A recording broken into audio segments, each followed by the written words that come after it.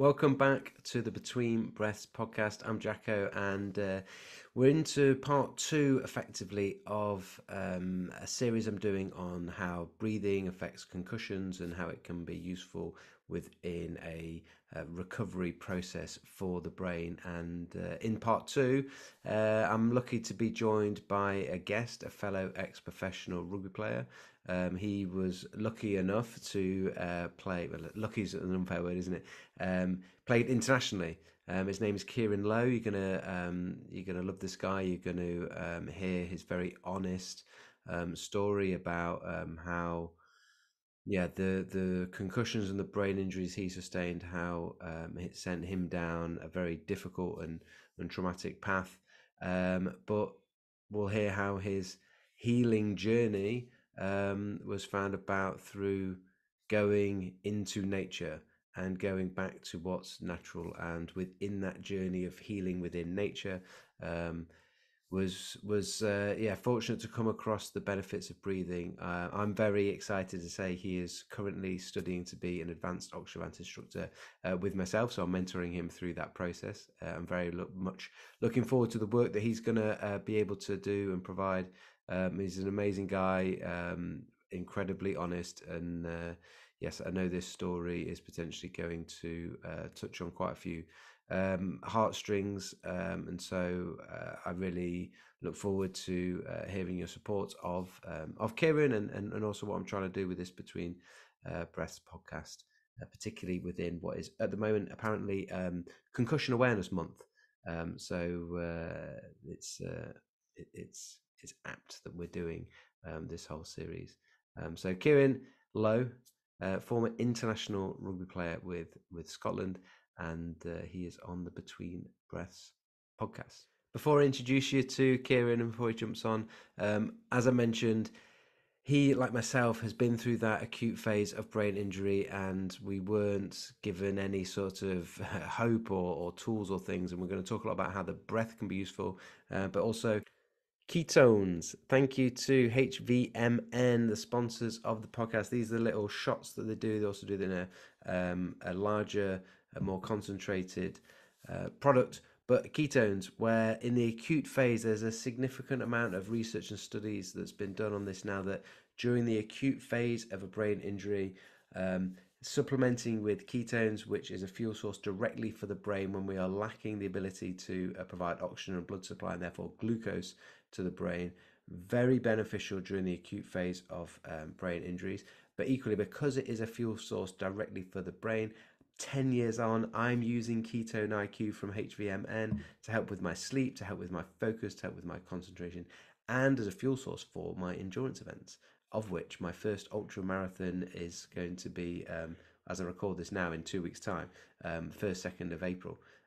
So I'm looking forward to fueling through that with the Ketone IQ from HVMN. So as very, very generous sponsor of the podcast, they are offering 20% off to all of the Between Breaths podcast listeners. So if you head over to hvmn.com/Jacko or use code Jacko, JACKO, all capitals, you'll get 20% off your Ketones IQ, so you can get the little shots, good for travel, or you can get the concentrated larger bottles. And I hope you enjoy the increased energy, focus, attention, and improvements in sleep that I've been experiencing myself. So hey, head over to hvmn.com/Jacko. This world taking our first breath, and sadly, we leave this place taking our last. And what I want to do with this podcast is to explore what happens between those breaths. I'm David Jackson, Jacko, and this is the Between Breaths podcast. Okay, so Kieran, welcome to the Between Breaths podcast. Thank you for sharing some time with myself and the listeners. I'm very excited to delve into things with you. Hello. So for people, international rugby player in the past, we've had conversation where we've walked potentially a bit of a similar past with playing rugby professionally, having brain injuries, concussions, and then finding our ways eventually to the breath to help you're on that journey. We've took some similar steps, but not entirely the same. Just give us a little bit of an intro to where you've been with the breath and rugby and the brain and where you're sort of coming to now. It's weird to think about rugby now, but it feels like a whole different lifetime ago. Yeah. How long But ago did you retire? 2016, I retired. Yeah. Played for 7 years professional, so straight out of school. When I was 18, I played for England under 18s, and then got picked up by London Irish. Yeah. Um, I played there for 6 years. I played for England under 19s, under 20s, and then when I was 22, I got selected for the Scotland first team, which was all a bit mad. And in 2013, that was sort of my breakthrough season. It was my first real season in the first team. The first game of that season was against Saracens at Twickenham, the double header, Yeah. and I scored in that game, and my sort of world blew up a little bit. I got the international coach's attention from Scotland, which was a little bit out of the blue, but What's your Scottish connection? Because people have heard you going to play for England, 18s yeah, England, 20, and then it's like suddenly play for Scotland. And yeah, even just what's that like for you? What's that decision? Is it? it was. It wasn't really thought about too much at the time. Obviously, I've had a lot of time to think about it now. It does feel weird that I played for England and I'm English, and I was definitely an England fan growing up. Like I was watching the 2003 World Cup was a big inspiration to me. And I definitely had, the boyhood dream of representing my country, which was England. Um, but then, yeah, in the 2013 season, when that all happened and the eyes were on, I think my coach at the time was Brian Smith, an Yeah. Australian guy, Yeah. and he said to me that his mate Scott Johnson just got the top role at Scotland, and he was interested in me, and he was coming down to Sunbury where we trained to have a word because he found out that I had a Scottish grandparent basically. So my granddad on my dad's side, granddad Jock, uh, is Did he know more about your Scottish heritage than you did? well, it was quite a funny one because I got when I joined the Scotland team and I had to do the media days and stuff. They was like, "So what's your connection to Scotland?" And I was like, "It's my granddad." And they're like, "Where is he from?" And I was like, "Scotland." Like, yeah, I didn't really know where he was from. And then my actual first training camp with Scotland was the first time I'd ever been to Scotland. So there was a little bit of Did you not? I feel I heard you talking into. Did you not get stitched? Did you get stitched up a little bit with it, or stitched yeah. yourself up, or yeah? No, I got stitched up because Jim Hamilton was. I knew Jim like, obviously from the Premiership and stuff, and I've been out drinking with him a few times. Which is an And experience. absolutely, Jim, when he was very young, he was at Leicester and was on loan at Nottingham when I was there, and uh, yeah, phenomenal athlete, phenomenal player, phenomenal guy, and yeah. also a phenomenal drinker.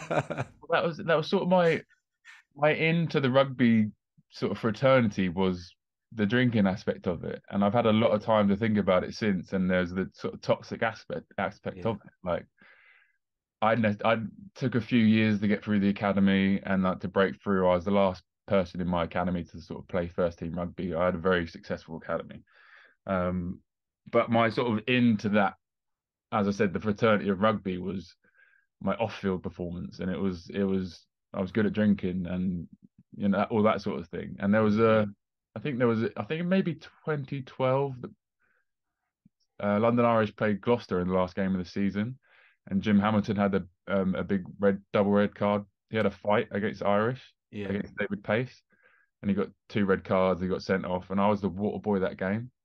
And so I ended up being like right in the middle of the fight, like trying to like break it up a Right. little bit, and it was all a bit mad. And then the next day we were out on the ship in Wandsworth, and like all the Gloucester boys were there, all of us were there, and then Jim was telling the story about how he was having a fight with David Pace, and then the water boy stepped in, and I was standing next to him going, "Yeah, mate, that was me." So I sort of knew him, and he sort of obviously he's an English fella playing for Scotland as well, so Yeah, he took me under his wing a little bit. But in saying that, in the first Scotland sort of team meeting that I was in, he sort of teed all the boys up. He was like, Kieran's never been to Scotland before. So I like stood up to say a bit about myself, which I was always kind of nervous in those that sort of thing, like talking in front of people and stuff. And then someone's pointed out that they asked the question, "How many times have you been to Scotland?" And like I should have just lied, but I yeah, didn't. I told the truth, and yeah, I don't know.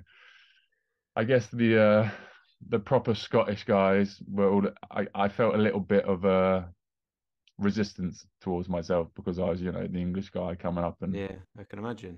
doing that. But yeah, that was all a bit. So, I mean, the September was when I scored in Twickenham, and Yeah, then by November I'd made my first team debut for Scotland against Australia, which was an absolute whirlwind of a couple of months. I mean, I've sort of gone back and had to like do my timeline in therapy and stuff, and that was like a huge shift in me, because there's not just the outside story and that of the success of scoring at Twickenham and yeah, go and represent, going to go and play international rugby. In that, there was my first getting knocked out cold. So right. on the September, I think the 7th was the double header, and then that was a Saturday, and the Tuesday training. Um, After that, I got knocked out cold for the first time. Um, Right. I was in the first team, and there was obviously you do ones versus twos, and there was a guy called Jeb Sinclair in the he was my opposite man. I was living with him at the time. There was a Yeah, bit of healthy competition going on, but yeah, he got the ball in training, and it was the Tuesday session, so bone on bone, full right. contact, Yeah, and I flew out of the line to try and smash him to keep my place, etc. That side of things. He'd sort of raised his elbow, smashed straight into my jaw, and I was just sort of knocked out cold. And it was one of those ones that I don't remember too much of, obviously. yeah, I remember having a laugh about it the next day in the training analysis. right. And I remember just getting back on job as quickly as possible because I wanted to get back in the team and experience that sort of the elation that I had at Twickenham. I wanted to carry on that feeling. So did you play that weekend? I didn't play in the no. It took me a bit it took me a while to get back, but I was back in the team in I think it was October since I've looked. And then I was I was starting against Quins in October, and I was on the field for maybe 5 minutes, and I was involved in a choke tackle, and then I believe it was Ugo Monya came in and smashed me in the ribs and dislocated my rib, which was a never had that before Right. and very painful, and Yeah. came off, and that was my first experience with opioid painkillers. So I got given, Right. you know, cocodamol, tramadol, sleeping tablets, Zopiclone. I got some diazepam, and I had no idea what they were. I was given them by a doctor as a 22-year-old, and just take these, rest up, get ready, and that sort of started the journey into a pretty horrendous time with prescription painkillers. So Yeah. that was in the October, and then November, I sort of rushed back to get fit because there was the autumn internationals, which I had a potential to play in. So I had some like experimental procedure on my rib. They like injected it with like a sugar solution. Yeah, I I remember didn't those. Yeah. I didn't really know what it was, but I remember it being extremely painful, and they put it into my rib, and it healed it very quickly, but it healed in the wrong place. So like my rib now sticks out the front of my body. Right. But I got back, and yeah, made my debut against Australia in November. But I mean, I was taking painkillers to get on the field. I was not in a good place. I Yeah. was very overwhelmed with the situation. 22-year-old, Yeah. whatever had happened in the last couple of months was very hard to accept. Yeah. And I guess I was enjoying the culture of rugby. I was drinking a lot, and I was taking the pain meds. I was just doing as the elder guys were doing, and not really thinking about how it affected me. But I would take codeine before a game, Mm. and then I wouldn't eat very much during like pre-game because I was quite nervous. Yeah. You take codeine on an empty stomach and you get high. Yeah. So I'd take that and then I'd caffeine to like level me out. And like looking back on it now, it just sounds absolutely ridiculous. But Yeah. when I was in it at the time, this is what we did. Yeah. Um, so I got out onto the pitch and I replaced David Denton in the Australia game and at about the 60-minute mark, and it was completely mad. I was very much always on process. I never let stuff overwhelm me. I was playing at Murrayfield at night. We had a police escort on the way to the game. It was all Yeah. like, I think about it now, it overwhelms me, but in the moment at the time, it was just what I had to do. Yeah. Yeah. Um, but yeah, I came on the pitch and I did all right I made a few tackles. I made 5 good tackles, and then for me to get into the game, I like to have a big collision. I like to try and get my hands on the ball and carry and just get through that first initial bit. And that was my process. And in that process, I got my hands on the ball, carried as hard as I could. I got hit by, I believe it was a second row and a proper hooker, so 2 big guys. Yeah. And I got a huge whiplash concussion. And after that, I don't remember the rest of the game. I've watched it on replay now, and the commentator's like, "Welcome to international rugby, Kieran Yeah. Low," and everyone's like, "Oh." And so you stayed on the field and played the rest of that game. Yeah, so I stayed on, and I again, I don't have much of a memory of it, but Yeah.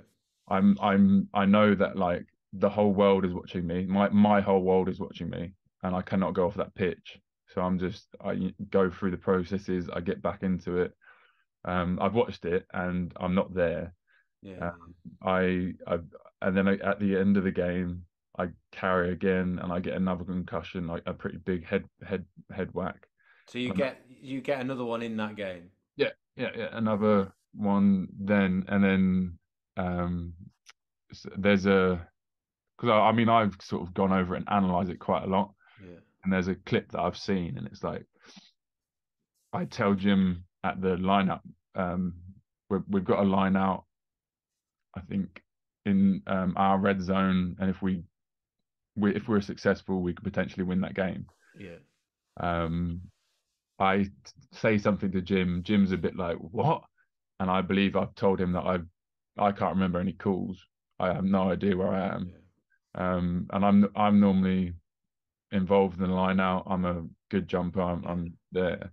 He puts me at +1, so not in the line out, which I never would normally be because I've forgotten everything. We had to change Yeah. some stuff around. We lose the line out. We don't win the game, etc., etc. But then my sort of consciousness came back to me um, when I was walking around the edge of the Murrayfield Stadium, and complete overwhelm. I had an internal panic attack. I didn't really tell anyone. I was just like, just Yeah. shit scared. Excuse my French, but like Yeah. just Yeah. Yeah. scared. And got put on oxygen. I got told not to go out that night. I don't remember my capping ceremony. And then that was for me, that was a sort of metaphorical mountaintop that I've always wanted to get to. And then there was a big journey down the other side, which was just horrendous. Yeah. Those 3 months sort of set me up to. It just plunged me into the underworld. If I'm honest, it was. Yeah. I didn't want to be there. I didn't want to do that again. Um, on the outside looking in, I was this, young up and coming international rugby player. Yeah. But, my mind was not in a good place. I was abusing pills. I was drinking heavily. Um, yeah, and then for the next couple of years, everything kind of unraveled for me. I got more concussions. I Addictions ramped up Yeah. um, until 2015 came around, and I didn't get re-signed by Irish, which was a bit of a shell shock for me. I was no longer English qualified, so there was some sort of, I guess, like politics there. Yeah, And yeah, I felt like I knew that I wasn't the player I once was. I was now scared to go into contact. yeah, There was an instant of thought before I would hit something because I didn't want to actually do it. And yeah, I was just there because that was my job and I couldn't show weakness. yeah. I think that Um, there's a there was a thing for me when I was trying to come back from my last brain injury that I had on the training field, mm, and there's this sort of, you don't want to be the one, or this is how I felt, and it sounds like you don't want to be the one that puts your hand up and goes, "I don't want to do this anymore because I'm yeah, scared." yeah, Literally, it's because it just, the macho ness and the thing, and there's a whole host of things going on there, but ultimately deep down is like, I'm scared. And we're not hmm supposed to be scared as rugby players. We're not supposed to be scared as men, or depending on what society sort of tells us. But I I remember being in with the specialist, having my like MRI results finally, sort of 4 or 5 months on, having still not recovering, and she gave me the news of like, you've got a scar on your brain. The seizure that you had was a sign of a bleed, and that scar is the result of the bleed that you had. mm, Um, you shouldn't play contact sports anymore. And she was worried about saying that to me, thinking that I wanted to carry on. yeah, And I was almost like, I'd been praying, and like this was for me. It was like, thank God someone's took this out of my hands, because when I reflect back on it, I just my one of the lessons I learned is like, I wasn't strong enough as a person to be able to say, look, it's okay. Like, I am scared, and this isn't the right thing for me and my brain. And when I look back at what we know now, the second episode, for people listening that maybe will be will be shocked by that. Some people listening that have never played rugby or been in that world might think that it sounds crazy that as soon as you get knocked out, you wouldn't just be taken off, and that you would. Why on earth would you consider playing again? mm, The second impact syndrome is where people die and have died on the rugby field, and in other scenarios, but people have died on the rugby field. I'm scared watching rugby now. Um, George North, the other week, was yeah, not out cold, and everyone saw it on the video replay. He didn't yeah, get taken off. He yeah, eventually then did get took off. They did a head assessment of him for 10 minutes, said he was fine, and mm, put him back on the field. And he's someone that's had got an outrageously dangerous high um, uh, history of concussions. yeah, But my worry for him is genuinely that he could die on the field, and and the worry is that that is what's going to happen before something drastically changes. There's something like, so for people listening, like Kieran there getting knocked out heavily for a second time in a short space period of maybe like 20, 15 minutes, the hmm danger of the brain just packing in altogether once that second hit has happened. I don't know what the percentages are, but it's yeah, it's a reason why we're supposed to come off when there is any sign or issues with concussion. And something that I've been coming across recently that I want to bring out into the open for people is like, there's there's a lot of research and studies been done now, the last sort of, not yesterday, not this year, like over the last 10 years or so, where um even when people 7 days later are reporting, all my symptoms have gone. So we're talking about, you were literally within 10 minutes or 20 minutes, but 7 days later, all my symptoms have gone. I feel fine. They scan their brain on the eighth day, and their brain still shows signs of brain injury. And then they scan their brain, but because they're symptom free, they're potentially allowed to play and will play.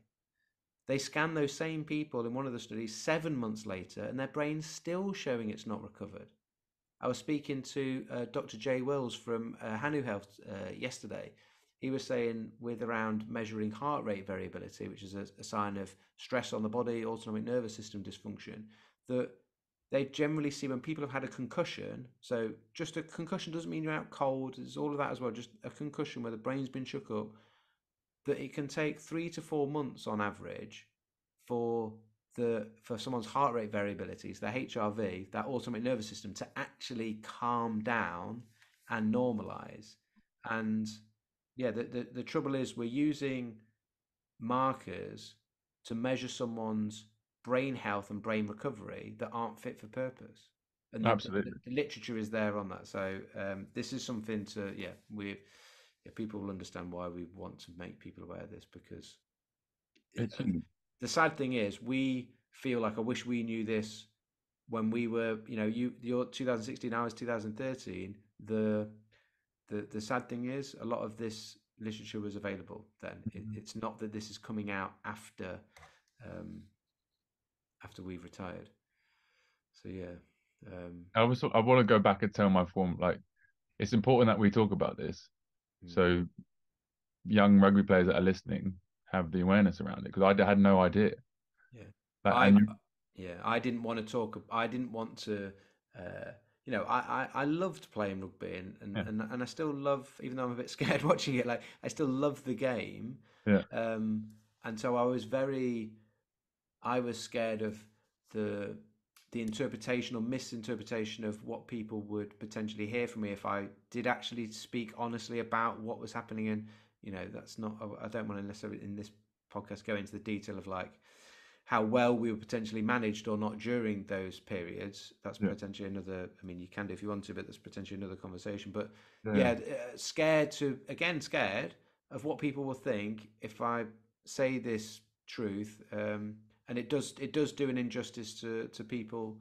Um, you know, like George North is a great example. Like, who's talking to it? Does he understand yeah. the long Like, term implications? I find, like, I've only just recently started watching rugby again. Like, this Six Nations has been the first Six Nations I've watched since leaving the sport, and that's been a conscious effort to lean into my trauma, Yeah, and to, like, I don't want to. I almost severed that limb of myself. I was like, this is done. I'm out of rugby. I don't want anything to do with this. Um, but now coming back with the breath work stuff and talking to you and doing a lot of yeah, work around my trauma, basically, it's just been like, no, I need to lean back into this and and just, yeah, feel everything within it. It's yeah. difficult though, man. Like, I mean, the first proper game that I watched was the Ireland versus France game. And in that game, Rob Herring, the hooker, who I was in the academy with at London Irish, he came off with a massive head trauma. Mm. And it's just, I had to sit there, and there's all this Yeah, narrative going on in my mind. Like, yes, like, I have to watch my friend, yeah, like, they're all out there, and I know a lot of them still, and it's yeah. difficult to watch it. Do you find I'll physically notice that I'll almost brace myself even when I'm just watching. I like that was like I was sort of writing as I was doing it. I was observing Wow. my nervous system, what my Yeah, breath was doing, my jaw was clenched, my muscles yeah, were tensing up, and it's only like, obviously, when you start your breath journey, you start to become aware of a lot, yeah, and so I'm very grateful for that, and that's huge for me, because yeah, otherwise I wouldn't be aware of it, and I'll just be sitting there with this ramped up nervous system. yeah, Um, but I yeah. mean, that's how I started getting into the breath. I Yeah, tell us how for you, you've said, there's alcohol, there's the prescription drugs for the painkillers, like, and be as honest and as open as you want to be, or yeah, just stay at the wherever you feel comfortable for people absolutely. listening. But where did that junction meet where the breath became something to explore, and how much of it was about um, rehab to addiction and nervous system, and how much of it was, when did it become um, a thing of like, oh, my brain injuries have actually affected my carbon dioxide sensitivity, my respiratory rate. When did things start to come together in that respect? Well, it's been a long journey. So, like, the end of my career was it happened very quickly. I left London Irish. I went to Glasgow for 6 months. I was a shell of my former self. I got asked to leave there and go on loan. I had a good agent, and I went on loan to Saracens, and I was there when they won the Premiership and the European titles. But I was pretty much just there drinking and partying. And then I got offered to get bought out of the last year of my 2-year deal, and I made that decision drunk and quit rugby on the spot, basically. And Wow. I didn't choose to ignore what was going on. I knew that I had some stuff going on, but I didn't know how to deal with it. And I was kind of on my own, and I'd left rugby with a really bad taste in my mouth around doctors, and I just didn't want to be anywhere near them. Right. And that led me into my own healing journey. It wasn't planned. I was just going with what I felt was right. There was a when I left rugby that my brain was different. I knew that. Mm. Um, I was experiencing a lot of change. I was self-soothing a lot still with um, pain meds and alcohol. Um, but I was sort of led into nature basically. And that sounds Yeah, no, cool. like whatever it sounds like, but I Well, what does that mean? Yeah, no, for someone listening, like, say for me, I was like, oh, that's cool because I've gone, I'm like, the older I get, the more hippie I want to just yeah, be. But what does, I imagine for you, seemingly sounded like similar, like, you know, what I do now, I would have thought, yeah, what on very earth esoteric, very hippie, can very like yeah. what like yeah what so when someone listening that maybe they're not there yet, like you just saying it made me laugh and smile and you're laughing down and smiling about what does moving into nature or nature like what does that mean, what does that look Well, like, and how and why, like what. yeah, absolutely. So I was just going with my sort of gut and my heart, and I didn't want to listen to doctors, and I didn't, and I had this a very analytical, logical brain still. Yeah, Um, but the more I just sort of did what I wanted to do, what I felt was right, the more I was led to nature. And in the beginning, that was yeah, I didn't know what to do, so I was walking a lot. I liked moving forward. yeah, I had opportunities to travel. I started hiking a lot. I went wherever I could go to a mountain. I would just walk up a mountain, and that really helped my mental state. I yeah, would get into water, and that really helped my mental state. And when I was yeah, away doing these things in nature, I didn't have um, depression, anxiety. I didn't have all these mental things going on. I was just me. yeah, And the more I sort of embraced that, the more I got to know myself. Like we are nature. I think like that is a mm, big thing. Like we are all part of this. And being outside and doing those things. And I traveled a lot. Like, I went to Machu Picchu on one of my first hikes. It was just very nice. fortuitous and Do you know, I uh, found out something yesterday, so it's of the Oxford Dictionary. yeah, I don't know what it is. taking I'll us out, butcher it. taking us out. Yeah, It says that way, so yeah. As it may, opposed to, yeah, it's sorry, yeah. like everything. Yeah, it's everything other than humans is deemed to Yeah. be, around the next. Like it's crazy. We've literally written ourselves out of nature, and like How has that happened? we are all part of this. Um, but yeah, so there was that sort of started my journey into that, and and then that really started my journey into the breath because I was out there and it was just me in nature, and when you're doing that, especially when you're sort of grafting and you're hiking up a mountain, it's just you and your Mm, breath. yeah, And then around the same time, I moved to Canada. I was in Vancouver, and I was working like in the trades and enjoying my life, but was still dealing with a lot of stuff. And then I got sent a link to this guy called Wim Hof. I was like, yeah. who the hell is this guy? And And what did you think? What was your first impression? like madman, like and I like, oh, he can control his nervous system and get in like And were you drawn to him as a bit of a madman, crazy man, or was it like the I was definitely drawn to him, yeah. I'm very intrigued by what this person was doing. I've always had a saying like if a person could do it, then I can do it. I'm a person.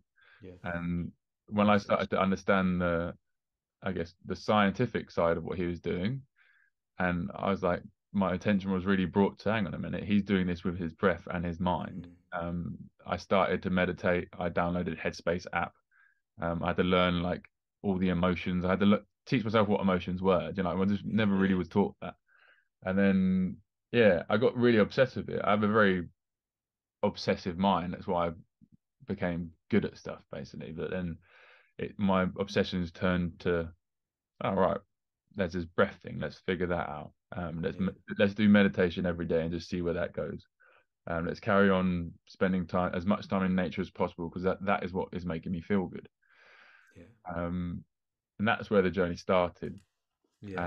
And but then I mean, I moved back from Vancouver, and I was just like, from the internal, from looking within in meditation and observing what was going on, I was having conversation with myself like, there's some stuff you need to deal with here. Yeah.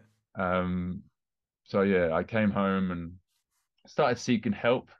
Um, I guess through the Rugby Players Association and stuff, and sort of always hit a bit of a dead end, Yeah. and was never felt like I could get the right help.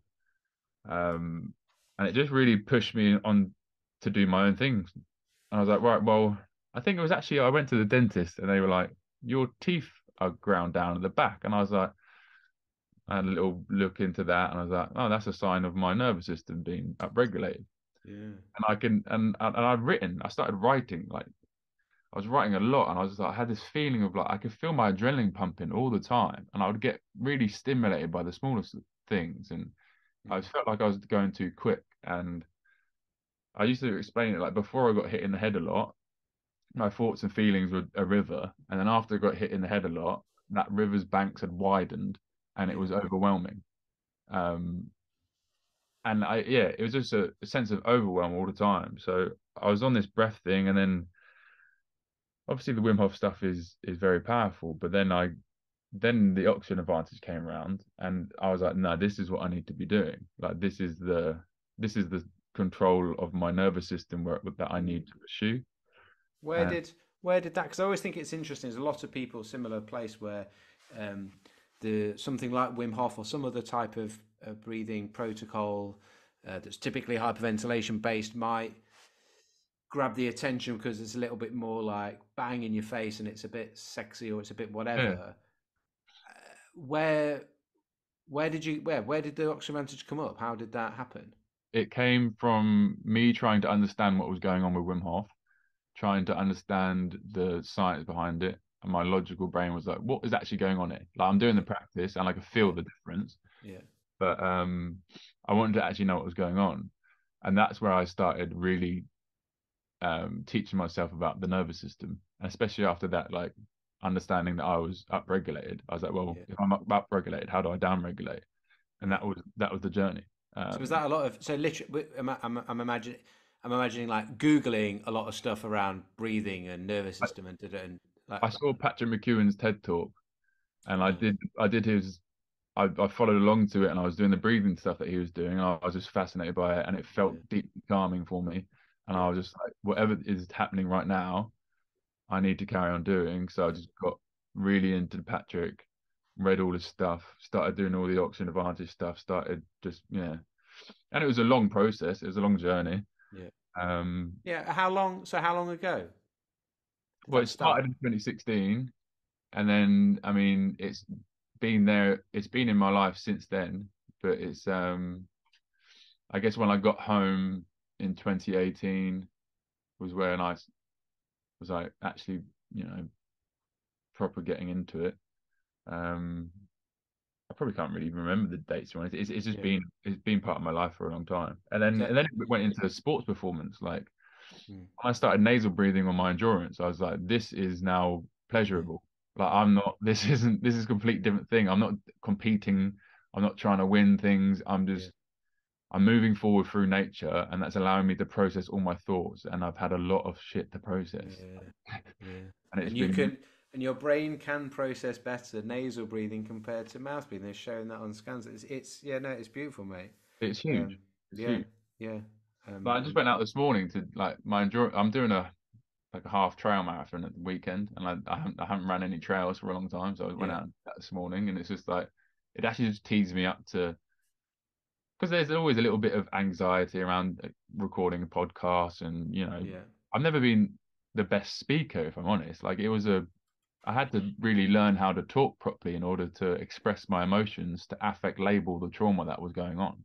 Right. And like in that, I had to down-regulate my nervous system Mm. so I could be in a place that I could talk. But like, going out in this morning and going for a long nasal run, Yeah. it's like therapy. Yeah. No, I mean, and you say out on a trail in nature, away from the concrete jungle. My dad passed away last year in March, and going out running and connecting with the breath and just being out in nature. But yeah, I don't think I've maybe appreciated quite until you've said it there, for quite how yeah therapeutic and allowing some of that processing to take place um, is going out running and nasal breathing compared to um, mouth breathing, and it's not the type of thing that's going to be. We're not going to do a randomized study on different people running and dealing with various different emotional traumas and have some of them nasal. So, you know, people that are searching for, there's enough evidence to show these things. We're just joining up the dots, as well as when you do it, you've noticed and feel the difference. And there's a little encouragement for me of, I love the evidence-based stuff as much as the Yeah, next scientific person or science-minded person, but at the same time, appreciating that take anything too far, take the scientific approach too far, and it actually starts to become unscientific. yeah, There was someone the other day, very well renowned, like saying that something was the best form of something because of a study, but the study only compared the thing that turned out to be the best yeah, against three other things. So it's only yeah, come up best in that. But the statement that's allowed to be drawn from it and it being then evidence based isn't actually a true or fair reflection. It's just so. Yeah, I do want to yeah encourage people to understand that about the science, and then and what you're saying around actually this started for you. The healing journey started by um, trusting your gut and trusting your instinct and trusting what's on the I, inside. I did what felt right, and like it started with nasal walking. I, Mm, I was so upregulated and so overwhelmed with trying to process what had gone on. Obviously, there's stuff that I just don't remember. There's stuff that is mm, very murky, not just from concussion, but from abusing substances yeah, and yeah, being heavily in my fight or flight for 7 years. yeah, So to slow down from that, I had to understand that there was a process I needed to go through. There's a journey I had to go on. And majority of that journey was moving forward, nasal breathing, mm, just walking, going out for a walk, shutting my mouth, paying attention to my body, and processing my thoughts. yeah.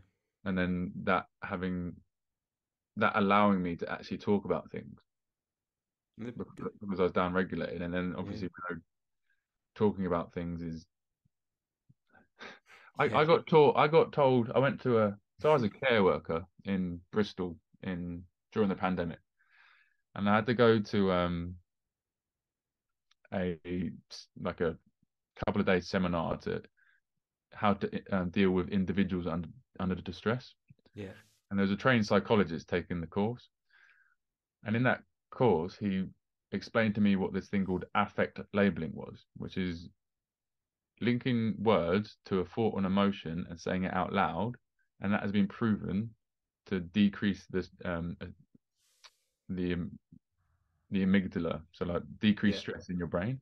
yeah, I was 29 at the time, and I was actually getting a bit angry. I was like, why did it take me 29 years to be told, hey, talk about your feelings, it helps? yeah, Like, it was mad. yeah. Um, there's yeah, there's a question I want to sort of ask you to give you around like advice you would give your former self, but there's one of the things that I just think is so powerful and beautiful at the same time is the simplicity of what you've found that go outside in nature where we ultimately do actually belong because we're part of it, and close your mouth and just and move. Hmm. And I know for some people, I've done this in the past where you're searching for, I've got some complex problems, like you just, you got some complex things that you're working through, Yeah. and that we then make the assumption that we need a complex solution and that it can't be as easy as that. Yeah. But um, yeah, you're testament to how powerfully healing nature and your body's own natural way that it's supposed to breathe um, is able to do. What's your go on. That sort of goes into every aspect of my life now, though. Like, Yeah, yeah, I living to nature for me has gone. I really think about it. I'm like, how natural is this? What like if it's not natural, then I tend to avoid it. hence But the good I don't strong sleep in beard. bed. Well, I don't wear like deodorant. I don't sleep on a bed. Like I go barefoot a lot. Like I am very much in this realm, and Nice. it's I so don't I don't have deodorant, but I do sleep on a bed. that's What's that's what's your that's bed set up then? it's Just literally the floor? it's a mattress topper on the floor, yeah. Yeah. But so there's a Still stiffness. got a mattress topper. Yeah, yeah. I'm not quite there yet. But yeah, it's stiffness and compliance. If you're on a soft thing, your body will stiffen. If you're on a hard thing, your body will actually soften. And Rational it's makes been sense. observationally because I had a bad back from rugby, Yeah, but now I sleep on the floor. I wake up in the morning. I'm like, cool. I can just go for a run straight away. yeah. Um, but yeah, Nice. there's been loads. I mean, I'm in a thing called the Tribe. It's a natural life tribe Yeah. run by a guy called Tony Riddle.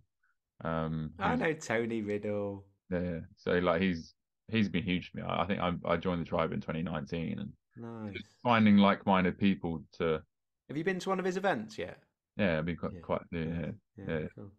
yeah, they're wicked. Like the human experience is again very simple approach to dealing with sort of generational trauma that we're all kind of experiencing. Yeah. Uh, Yeah. yeah, Yeah. place to be yourself. So you're now training to be an advanced oxygen advantage instructor. I've Yeah, heard you've got a very good looking and witty and intelligent coach that's mentoring you through absolutely. it. So yeah, no, it's been a pleasure to be being able to just share in that during the certification. We're about halfway through, I think, aren't we? Something like that. We're going to week 6, I think. Yeah, and what where do you see, rather than like what have you learned, because you've had a lot of exposure to it already, more where do you see yourself potentially using this? Where do you see you and your, is it something just for yourself? Some people do it just for themselves. Are you looking yeah, Mm. where do you want to go with it? Or have you thought about that? I'm just interested.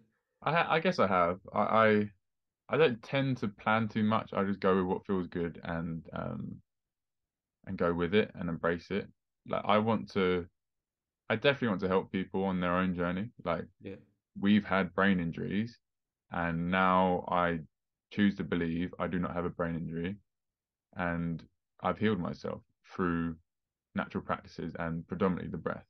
mm, That regulation, I believe, is so important to allow our bodies to do what they are naturally meant to do. yeah, Most people don't get into their rest and digest hardly enough to allow it to heal. yeah, Um, so I want to share my story. I want to share my experiences, and I want to be qualified so I can and actually help people. Like yeah. you've helped me in that aspect. Like I saw you on Instagram. I don't know when, but I was like, hang on a minute. There's another guy who's doing the same thing. There's another stupid rugby player. It's like a lot of the time with this stuff, I can find myself feeling like a little bit angry at the world and a bit lonely. Yeah, So no one knows what I'm dealing with. But it's actually no, we do. yeah, There's a whole load of us. And I do also on this front, leaning into the rugby side of things, and that I think for me is going to be part of it. Like yeah, I know that there's many struggling men, not just pro rugby players, just rugby yeah, players. yeah, And yeah, not even rugby players. There's just yeah, testosterone fueled young men that have damaged themselves. yeah, I know that they might not have been exposed to what I've been exposed to. Mm.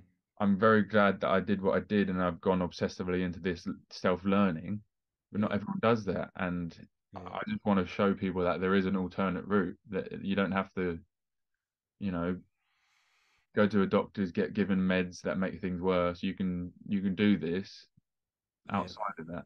yeah, Um, yeah. No, I'm getting the sense. Literally, we've talked a little bit sort of off air and whatnot, but from this conversation further, like I'm just getting the sense when you talk, you've said so far about like your healing journey. I'm actually getting the sense that like part of your healing journey is going to be helping other people to heal as well within that space, and it's going to probably be, you know, if this was the first, this Six Nations the first time you've managed to watch it, it's probably going to be, yeah, a little bit, there'll be some resistance to do the thing that you need to do, but sometimes resistance that's is the way, isn't it? Yeah, yeah, yeah. No, I'm very, very, very excited for the excited. Excited is probably probably not the right word, but it's more like um, I'm just drawn into that space. I think that there's potentially some yeah, we have a similar mission, that there's a space there to, yeah, to be able to do some really not just powerful work. I think it's essential for important. Yeah. contact sports, and you know our little world of rugby. um, it needs this light of how breathing and nature and the brain and how it's essential for that sort of, yeah, well-being. It can be overlooked, and like most people do, they go, "What do you mean? I breathe." Like, and Yeah, they could look at meditation or nature immersion and be like, "Nah, what you on about?" But we can back it up with science, and we can also back it up with our lived experience. yeah, So it's just yeah, and we need to talk about it more. And I'm yeah, that's what I'm going to do. yeah. Well, thank you so much for coming on the Between Best podcast and sharing that story, being, you know, open, honest, and vulnerable. That's one of the things that I hope we always get across. My final little question actually was, what would you what would you say to younger Kieran Low, or and right, there's probably a few different stages where you'd maybe want to give yourself some advice, or maybe not. I don't know. Yeah, I wouldn't have changed anything because I've learned It's because I got you am to who where I you am. are, right? Yeah, Yeah, exactly. Yeah, absolutely. Like I've gone through everything I've gone through for a reason. Um, but I would have told him to shut his mouth more. Like I watched like the only one video I have on YouTube is me scoring that try at Twickenham, and I watch it, and now when I watch it, I go, I'm running back from the try line to the halfway line, and I'm like, heavy chest, mouth breathing. I'm like, mate, just breathe through your nose, and like you'll be, yeah, I would just literally shut your mouth, mate, breathe Yeah, through your nose a bit more, yeah, yeah. No, sound advice for anyone. shut your Uh, mouth and listen. Keep it nasal. It's on the back of my underpants. Well, my budgie Yeah. smugglers. Awesome, mate. Thank you so much. Where can people connect with you? I'm sure your story and your message will resonate with a lot of people. If people want to, you know, follow what you're doing, connect with you, do you want to get people to your Instagram or other bits and pieces that you, or you're just trying to just try and find me in the jungle somewhere? Just find me in the junk. Yeah, I made the decision to have a year off of social media. Yeah, Um, and just concentrate on what I want to concentrate on. yeah, So if you want to find me, I'm sure the universe will allow you to find me, but I'm yeah, here. yeah. Cool. Or even what about an email? Could people email you, or is that off the They chain as can. well?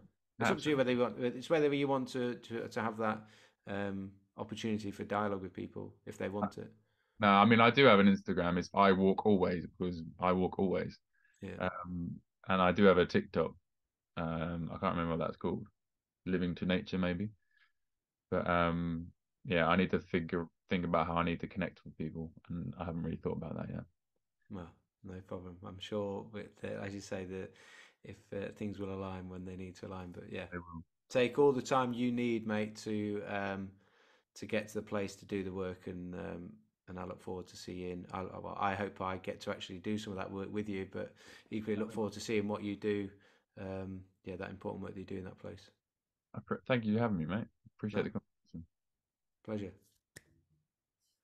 So thank you once again for listening. I'm sure you can understand why I was so keen to get Kieran onto the podcast, and I thank him for his honesty in sharing some stuff that's obviously been very difficult to work through. And I thank you for your support of the whole of this whole thing, whether that's me, whether that's Kieran, whether it's the podcast, whether it's just the community around trying to help people with their breathing, whether that is specifically in this sort of scenario for concussion and brain injury recovery. There are some blogs that I'm putting onto the website. So if you head over to probreathwork.com and click on the blogs and podcast page, you'll see a series of blogs that I'm providing there. There will be some further follow-up episodes of the podcast and blogs that I will be sharing a little bit more of what are some of the protocols and what are some of the techniques that we should be implementing around our breathing to help restore and recalibrate our body's relationship with carbon dioxide, to help with that cerebral blood flow and help to get that oxygen to the brain where it's needed in order to recover. So do keep an eye out for that. If you're working in this field, if you're working with sports people where concussions is part, football, rugby, fighting sports, and you are interested in learning more, just reach out. I'd love to speak to you. I'm working on a presentation that I'll be making available for in sort of like a live webinar, as well as looking to do some work in person as well. So if you are interested, that will be available in the coming weeks, and I'll be looking to roll that out in the next few months. So that will be everything from the theory into the literature to show what is happening, why we should be concerned, and using breathing, things like breathing assessments, HRV, as tools to help us understand how a brain is recovering during that recovery process. So when we can be fit, well, and safe to return back to contact sports, as well as how to use breathing as a tool to improve our HRV, but improve that cerebral blood flow and improve the body's ability to heal the brain. So keep an eye out for that. And I look forward to sharing you in the next episode my own story over the last 10 years, what's happened, what's happened since my brain injury. But preceding that was probably 15 years of playing a contact sport that I sustained a number of concussions that built up to a brain injury at the end. And yeah, I'm planning on being, I haven't recorded yet, but I'm planning on being more honest about it, as honest as I can possibly be about it, which I've never done before. So I'm going to try and put my big boy pants on, wish me luck, and it might get a bit emotional, but I'm going to try and give you